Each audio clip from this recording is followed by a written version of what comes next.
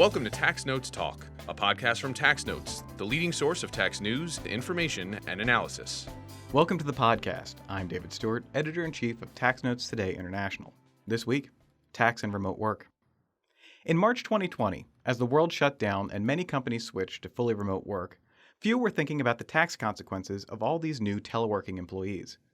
But as the pandemic dragged on, many states put into place temporary tax laws, establishing that remote employees would be subject to taxes in the state of their employer. Similar to the convenience of the employer rules, which are a policy that's been around for some time in states like New York and Pennsylvania. Now, 2 years later, many companies continue to offer a remote option for their employees. Yet those temporarily enacted pandemic rules are ending, causing many to wonder about the future of tax policy for remote workers. Tax Notes state reporter Paul Jones will talk more about this in just a minute. Later in the episode, we'll hear from Tax Notes federal author Doug Borg, discussing an article he co-authored on the U.S. tax exemption for residents of Puerto Rico. But first, Paul, welcome back to the podcast. Thanks, David. It's great to be back. Now, Paul, I understand you're one of our fully remote reporters. Where are you based, and are you affected by a convenience rule? Yeah, unlike most of the Tax Notes crew who are based out of Virginia, I actually work out of sunny California all year. Now, Virginia doesn't have a convenience of the employer rule, and that means that my income is taxed only by California where I work. Of course, notably, California also doesn't have a convenience of the employer rule, yet anyway. So I understand you recently talked with someone about these rules. Could you tell us about your guest and what you talked about? Sure. Our guest expert is Timothy Noonan. He's a partner in the New York office of Hodgson, Russ, LLP. And he spoke with me recently about the controversy over states' long-standing convenience rules and also about the potential fallout from these similar temporary withholding rules that a lot of states adopted during the pandemic. All right, let's go to that interview. So thanks for joining us, Tim. Happy to be here. Thanks, Paul. As we know, convenience of the employer rules have been around for a while. I think there's roughly 5 states that impose them, depending sort of on how you count which states have a rule. During the COVID-19 pandemic, there was an increased sort of focus on people working outside of their usual areas, including across state lines. And there was sort of an increased attention focused on convenience of the employer rules. And before we sort of jump into that, can you give us a quick review of these rules, sort of where they came from, what their original purpose was, and how they've evolved since? And also, what are some of the challenges they pose? Why have these been controversial over the years? Sure. Paul, the convenience rule was historically just built into the tax law, again, just of a handful of states, New York, pretty much being the most notable because the issues seem to arise most in the New York courts and in New York tax audits. And, the genesis originally was really one of around tax avoidance or curbing tax avoidance. States like New York didn't want taxpayers who lived in a border state like New Jersey or Connecticut to get some sort of tax benefit by simply not going to work, right? If the employee could save a couple of percentage points in income tax by staying home instead of commuting into work on a particular day, that to the New York legislators and tax department folks seemed like an unfair advantage to people who just lived in New York and commuted to New York from their house down the street. So that was the initial rationale behind these rules. And like I said, there wasn't lots of action in states outside of New York.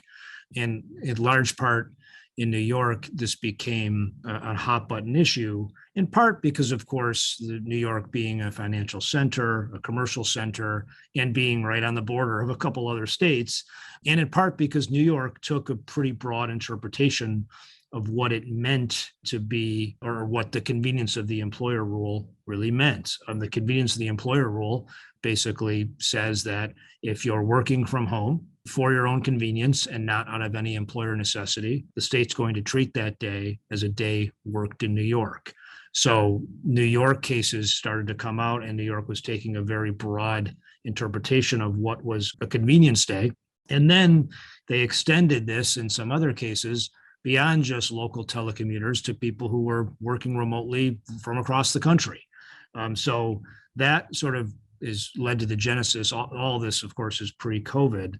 And look, but even pre-COVID, the challenge was the inconsistency in the rules, because only a handful of states had these rules, and the states right immediately around New York, like New Jersey, Connecticut, Vermont, didn't have these rules. The big problem a lot of times was double taxation, right? And that was actually the case in Connecticut for years, that Connecticut didn't have a convenience rule historically. So if we had a telecommuter that paid tax in New York, Connecticut wasn't giving their residents a credit for that. So that caused lots of challenges for employers and employees, and led to a lot of the old controversy. This ended up getting fixed by Connecticut in 2019, pre-COVID, but it still could have come up in a lot of states. So that historically, again, pre-COVID, before everyone started telecommuting much more, there already was brewing controversy. It just was pretty limited to sort of New York and environs, because most states didn't have the rules and telecommuting wasn't as prevalent. Right. So now let's talk about some of the challenges that have come up, because obviously these rules are asserting the right of the state to tax someone who's working outside of their jurisdiction. And so there have been some legal challenges. We've had a lot of people sort of speculate or assert that these rules could or do run afoul of the US Constitution. But the challenges to these rules on those grounds have not been successful. Can we discuss a couple of those in particular? Obviously, we're going to talk about the Zielinski and Huckabee cases in New York. Sure. And those cases are, 15 or 20 years old at this point. But both of those taxpayers brought, as you said, constitutional challenges to New York's convenience rule on a couple of different grounds. One sort of on a Commerce Clause ground, that there was double taxation. Clearly, that was the issue with Professor Zielinski, who lived in Connecticut and was subject to the double taxation issue I mentioned a minute or so ago.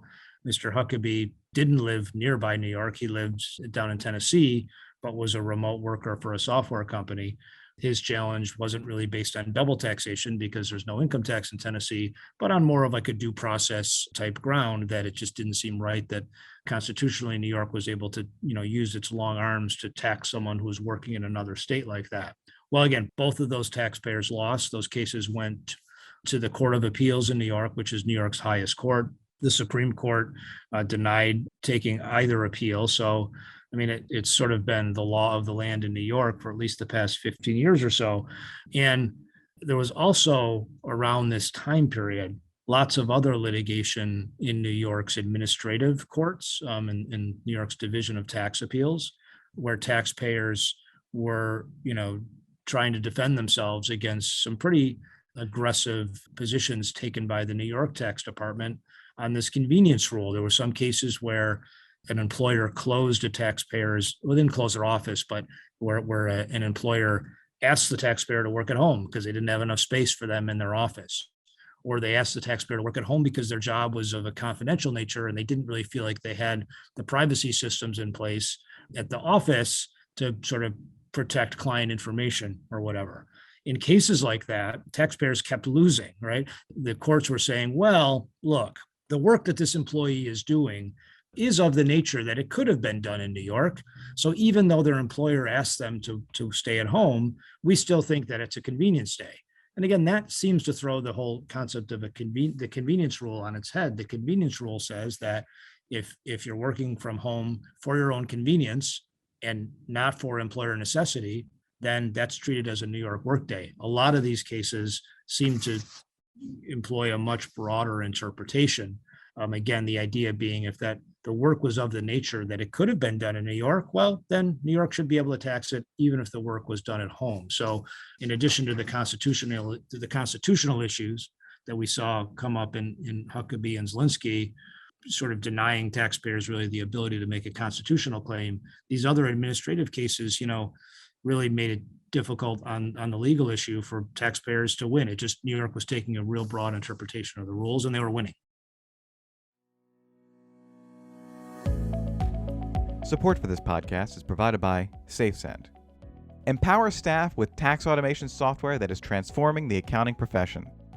The SafeSend suite improves your firm's processes, from engagement letters and client organizers to assembly, delivery, and e-signing of tax packages. The SafeSend suite makes it easy.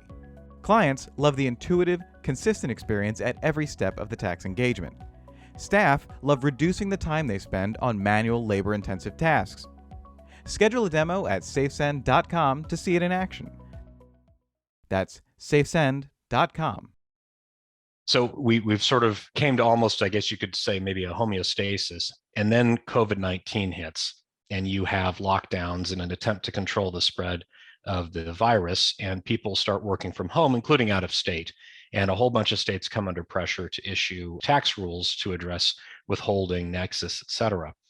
And the reason, we're talking about this is that some of the rules by these states, I think most notably Massachusetts, but some others as well, kind of function like a convenience rule. They don't specifically state, that if you're working from home for convenience in a different state, then they're still going to tax your income. Rather, I think in some instances, to both protect their revenue and for purposes of simplicity for employers, they said, if a person normally works in this location in our state, keep withholding for them. Of course, this isn't universal. States all had different variations, but they established all of these rules that kind of asserted this right to tax someone who was no longer doing work in that state. And these were temporary rules, but presumably there are going to be audits of workers for this period that come up, and they may be appealed and potentially even litigated. And I'm sort of curious, leaving aside the sort of larger constitutional questions, et cetera, about convenience rules, do you think that some of these pandemic era rules, if they are challenged, are going to stand up, or are there going to be issues like, whether there was statutory authority for a tax department to issue this rule without new legislation to enable it? Yes, I do expect there to be litigation. And in part, what's interesting is of the, 30 or so states who came out with some, pandemic level guidance on this issue, it was not at all uniform. A number of states didn't employ something like a convenience rule. A number of states said, you know what, if you're physically working in our state, well, that's a work day in our state. We don't care that you're working, remotely for your employer who might be in New York or Connecticut or California. So you had not only states coming out with kind of this emergency guidance, but you had it, being different. I mean, I think at one point we were tracking it closely. 16 states had said use a convenience type rule, and 15 states said, no, we're going to use a physical presence rule. So I think, on the sort of constitutional basis, again, the Massachusetts already, won its dispute with New Hampshire, or at least the Supreme Court refused to take their case. Whether or not other taxpayers can make a constitutional claim against a state who put in one of these emergency rules, that's open to question. I'm not sure. But the issue around whether or not the tax departments were even authorized to issue these emergency rulings, I think is a really good one. It just reminds me of the airport mask mandate that, got thrown out. I mean, all these mandates are getting thrown out, not based on, testimony by doctors. They're being thrown out because the administrative agencies in the federal government or the states just didn't have the power to do it. So you definitely could see that as an avenue for taxpayers to challenge some of these rules. Yeah, another thing about the pandemic era that I think is sort of interesting is, of course, some of these states, most of these states were coming out with these rules kind of ad hoc to try and address the situation. But of course, you also have states like New York, which, has just an on the books convenience rule. And I believe that New York is either auditing or is expected to audit workers during the 2020 year, the 2021 tax year, et cetera, and will presumably apply its convenience rule in places it thinks that it should apply. And in a situation where someone is working out of state because of concern about COVID, or because their employer is concerned about COVID, or even in response to a lockdown order, if a state's trying to impose its taxation on that person for working out of state under their convenience rule, does the context of the pandemic and the desire of people to avoid infection, et cetera, cut into the state's ability to argue that working remotely is from convenience? Well, I mean, New York doesn't think so. Shortly, after sort of all these lockdowns started, New York issued some guidance on their website that basically said status quo, that even if you're working remotely as a result of a lockdown or your employer asking you to work from home, that it didn't matter. the normal convenience rules still apply. Now, whether that holds up is another story. And I'll tell you, Paul, you mentioned auditing by New York. New York did something pretty, I guess, remarkable or unusual last year. And it continues. Lots of taxpayers who filed their taxes in April or May of 2021 for the 2020 tax year, or in October of 2021 for the 2020 tax year, they got an audit notice right away. Like in some cases, like the next day, immediately issued. Now, these weren't the typical residency audits or field audits that we see on a regular basis that New York State runs. These were more what we call desk audits, meaning it was just almost like a computer generated notice issued to a taxpayer immediately after filing, right? A normal audit would come a year or so after someone files a tax return. These desk audits were coming a week or so after the tax return was being filed. They were all the same. It was the same letter. And it was sort of indiscriminate. It was, I saw one where a taxpayer reported $10,000 of income and got one of these notices, and some who reported $10 million of income and got one of these notices. So they came out with this program, all asking questions around the convenience rule.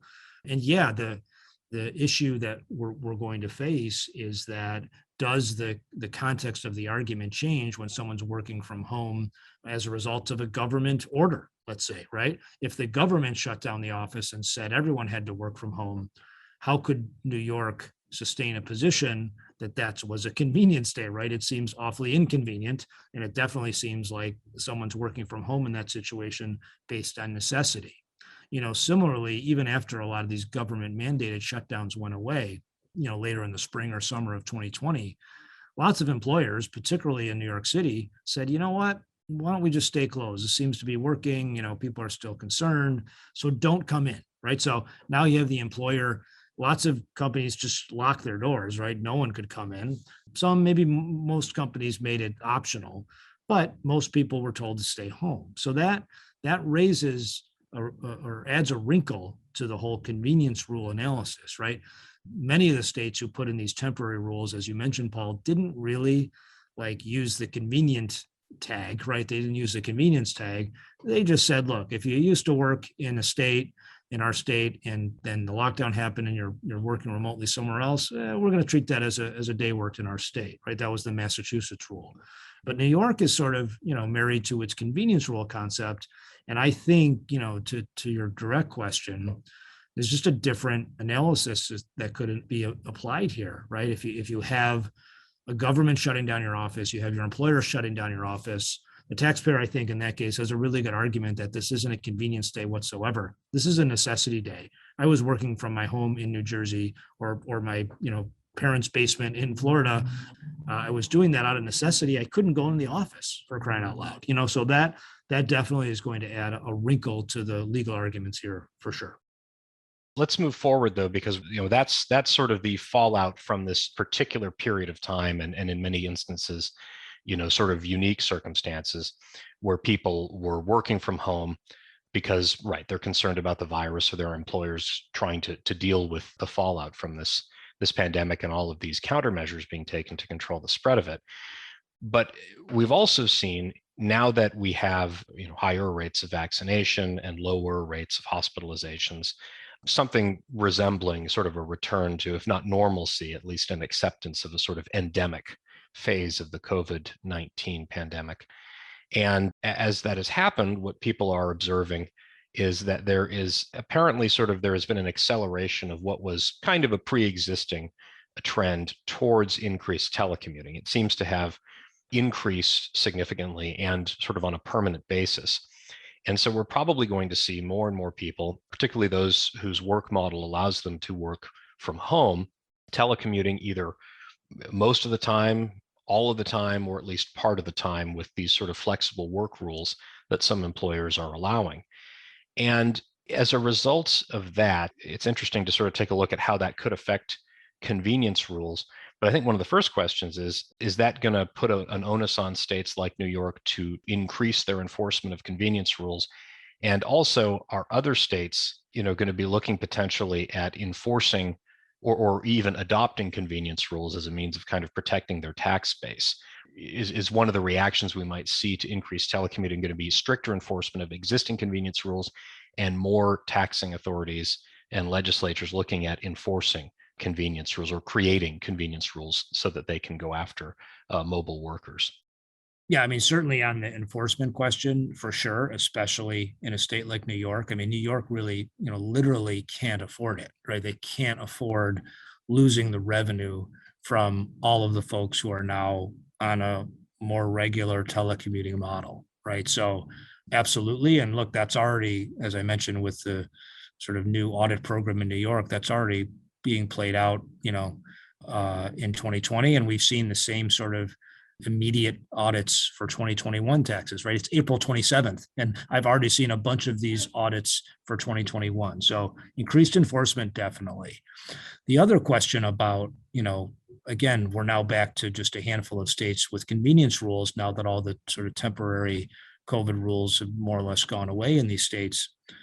Do we think other states are going to adopt a convenience type rule or a telecommuting rule? And look, there's winners and losers. Like, some states will benefit from, a state like Colorado, right? That's a state where maybe lots of people will, or have gone to sort of hang out and work remotely, and they might not want a convenience rule, right? Because they might have a lot of New Yorkers who are, just hanging out in a vacation home working. They'd like to tax those days, so, but, a state like California is a real good example because California is a physical presence state historically, meaning that if I work for a company in San Francisco, but they allow me to work remotely and I'm a resident of some other state, then, I don't have to pay California tax on my compensation because I'm not working in California. I mean, that could be a big problem for California, right? So I definitely think you'll have states that are so-called losers in that respect, like California, who are going to need to reevaluate their policies, and they're going to look to establish a rule like New York's rule to make sure they don't lose that revenue. Support for this podcast is provided by Avalara. Since 2004, Avalara's vision has been to harness the power of cloud technology to help simplify sales tax for businesses of all sizes. And their solutions are designed to affordably scale with businesses as they grow. Collecting tax for the government is something businesses just have to do. But getting the job done efficiently and correctly can be an incredible challenge because tax rules and regulations can be endlessly complicated. Avalara keeps track of how thousands upon thousands of products are taxed in more than 13,000 tax jurisdictions, and that's just in the United States. With more than 1,000 signed partner integrations, Avalara likely integrates with the ERP, e-commerce, mobile payment, and point-of-sale systems you use today. Find out how your business can be sales tax ready at avalara.com/taxnotes.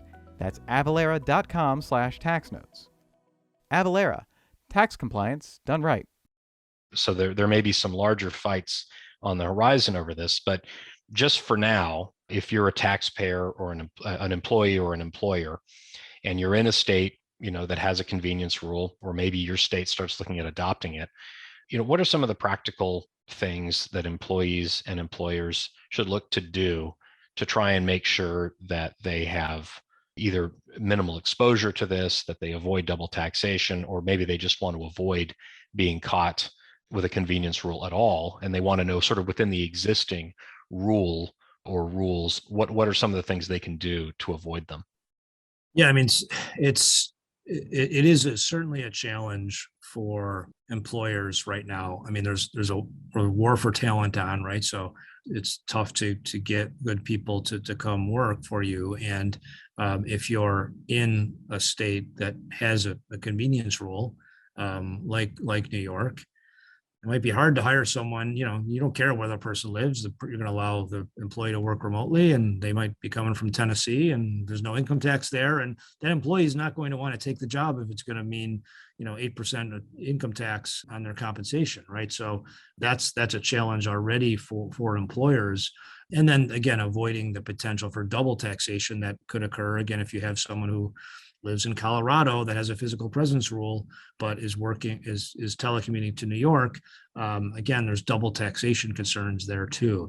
Where there's a will, there's a way though. So we've worked with lots of clients to find ways to manage this, or frankly to get around it. And one way is just to never come, again, if we're speaking in the context of New York, to just not come to New York to work at all. New York's convenience rule only applies to a taxpayer who is working sometimes in New York and sometimes not in New York. If you're a 100% telecommuter, like you literally don't come into New York at all for one day during the year, then under some longstanding case law in New York, the convenience rule doesn't apply, right? So really interesting there, but it's sort of an all or nothing thing. If you work for one day, then you're subject to it. But if you don't come in, then that convenience rule doesn't apply. Again, that's a New York specific rule, but certainly that's one way to manage that. Not always practical. Employers will want their employees to come in sometimes just to see people, so that, it may not be practical, but that's one way to manage it. There's another way to manage it, and that's really, if there's an office in another state, these convenience rules will generally apply if you're telecommuting to an office inside the convenience rule state, right? So if I move to Florida and I live in Florida, but I'm telecommuting to an office in New York, then the convenience rule applies. Well, look, but what if my company opens up an office down the street in Miami, right? And now that office becomes my office, and I go there, right? That becomes my office. Well, okay, I'm not working from home anymore. I'm working in the Miami office, so the convenience rule doesn't apply. Great. Or what if my firm already has an office, in Palm Beach? So I say, okay, guys, well, now I live in Miami. So can you assign me to the Palm Beach office? And I'll go there sometimes, and that'll be my main office. So now when I'm telecommuting, I'm not telecommuting to New York. I'm telecommuting to the Palm Beach office, right? And, we don't have to worry about New York's convenience rule then. So, working on ways to get someone connected to a different office. So now again, that if they're either working in an office in another state, which is always fine, or they're telecommuting to an office in another state, which should be fine as well. I mean, that's something that companies can do, and we've counseled a lot of our clients on setting up arrangements like that. They're facts and circumstances type things. It's got to be a legit office assignment. The person has to go there at least sometimes, but it's a definite way around it. And then, so the last thing we've worked with companies on, and this goes back to one of my comments earlier about the safe harbor rules that have been put in place, again, in New York, to allow home office work if that work is done out of what New York deems to be a bona fide office of the employer. That requires us meeting a laundry list of factors, but if we can meet those factors, then voila, we've fixed the issue. So we've worked with a lot of companies to set up that type of arrangement. They enter into some sort of telecommuting agreement or telecommuting arrangement with their employee, and that gets us out of the problem. And if someone's moved to Florida, it means we don't have to pay any tax. If someone's moved to Colorado, it means we don't have to pay double tax. But there's definitely ways to manage this or get around it if folks just take the time to figure it out. So one last question here. When we look at the rise of remote work, let's say that this continues to be an option that becomes more and more attractive to people working from home. As internet communications have gotten really good, as a lot of work in the service economy has shifted to, sort of desk work, computer work, et cetera, we're going to have I think probably a larger constituency of remote workers than we've had in the past. And as that becomes the case, does that undermine the argument for these convenience rules in a way that maybe affects states sort of within their rulemaking or their legislative process? So, we mentioned some states the winners and losers. There may be some states that have an incentive to try and protect their tax base, but I'm wondering if remote work might also cause people to just put pressure on states to say, look, this is not a convenience issue. And you can take a hard line on this, but we're going to avoid working in your state or even putting a toe across the border into your state if you're going to try and tax us like this.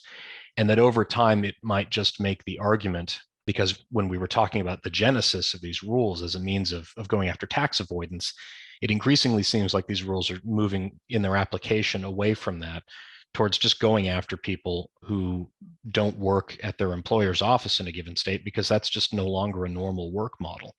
Is there a potential that the sort of the justification for these rules the premise of these rules just becomes so weakened over time by the facts on the ground that it becomes harder and harder for states to sustain them. It's interesting. I'm not sure. I mean, I think the premise that these convenience rules were designed as a way to, deter tax avoidance. I think that premise kind of died a long time ago, maybe with the Huckabee case in New York, where, he wasn't, avoiding New York tax by working over the border. He was thousands of miles away, so it was just, the premise basically wasn't that it's some sort of special accommodation that we need to curb. The premise was states like New York thinking, hey, look, if you're working for a New York company and you're doing work that could be done in New York, you shouldn't get a special benefit because your employer allows you to work from home, whether that's across the river or whether that's across the country. So I think with remote work becoming normal, it's not that it undermines a premise that supports a convenience rule. I think what it does is it shines a light on the potential inequity of it. It shines a light on, different states having different rules that could lead to double taxation. It, leads to podcasts like this where people are talking about it, right? So it spurs action. And when we're dealing with taxes, and of course, when we're dealing with tax lawyers, it leads to litigation, right? So, and that could upend the rule, which, from the beginning is a little questionable, right? Like, why should you be able to tax somebody in the state of New York if they're not working in the state of New York, right? That always was kind of goofy. So I think what the return or the increase in these remote work arrangements does is it shines a light on an issue that's kind of unusual and that can be really unfair. And that, I think, is what's going to spur a lot of action, a lot of litigation, a lot of discussion on this for, many years to come. Well, thanks, Tim. It's been a real pleasure talking with you, and I'm sure everyone appreciates your analysis on this issue. Awesome, Paul. Happy to participate. Thanks again. And now, coming attractions. Each week we highlight new and interesting commentary in our magazines. Joining me now is Acquisitions and Engagement Editor-in-Chief Paige Jones. Paige, what will you have for us? Thanks, Dave. In Tax Notes Federal, Victoria Glover examines recent developments regarding partnership liabilities. Sonia Kathari and Louis Lejo examine the potential federal tax treatment of non-fungible tokens. In Tax Note State, 6 KPMG practitioners consider why unilateral IRS rulemaking is obsolete. Billy Hamilton examines public financing of sports stadiums.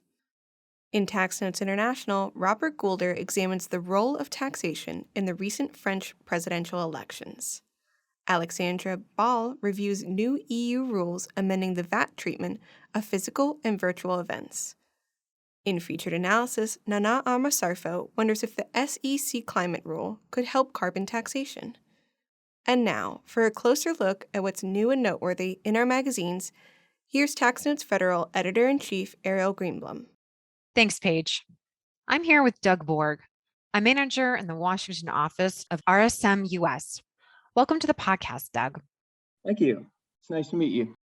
We're here to discuss your Tax Notes Federal article titled Puerto Rico Resident Exemption to be Focus of IRS Audit Campaign, which you co-authored with Ramon Camacho. Can you give us a brief overview of your article? Sure. And thanks again for having me. My article really discusses at a high level the income tax benefits of moving to Puerto Rico and how one qualifies for those benefits. Many of you may know that there is an income tax exemption for certain income earned in Puerto Rico by those taxpayers that qualify as what are called bona fide residents of Puerto Rico.